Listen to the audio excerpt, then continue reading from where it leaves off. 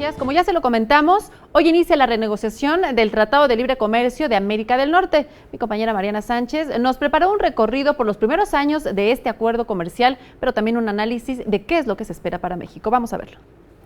Este miércoles inicia la renegociación del Tratado de Libre Comercio de América del Norte, y uno de los objetivos propuestos por el presidente de los Estados Unidos es el de establecer un plan de acción para eliminar el déficit comercial con México. La cifra actual del comercio asciende solamente con Estados Unidos a más de 532,000 millones de dólares. Es importante en virtud de que libera una serie de bienes y servicios y sí ha beneficiado a las tres partes. Le puedo decir que en particular los estados del norte y del centro. Con la renegociación que visualiza Trump, plantea que México sea receptor de sus exportaciones para reducir o eliminar el déficit comercial por 60,000 millones de dólares. Sin embargo, los intercambios comerciales hasta el momento han incrementado considerablemente desde la entrada en vigor del tratado, lo que ha beneficiado a los tres países y a México le ha generado fuentes de trabajo.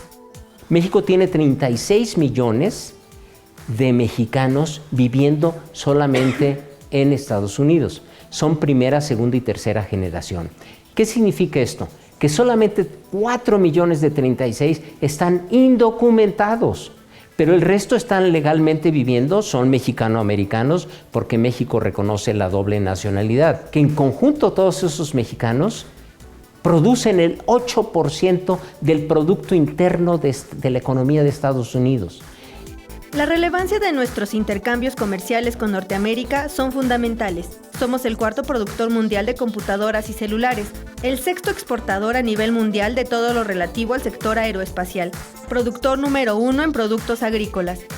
Esta negociación es importante. Puede ser el momento para que el país aproveche el potencial con los socios financieros de Asia y así dejar de depender de Estados Unidos. Si el Tratado de Libre Comercio terminara, una de las problemáticas que afectaría a los países sería que los aranceles podrían incrementar y generar trabas al comercio.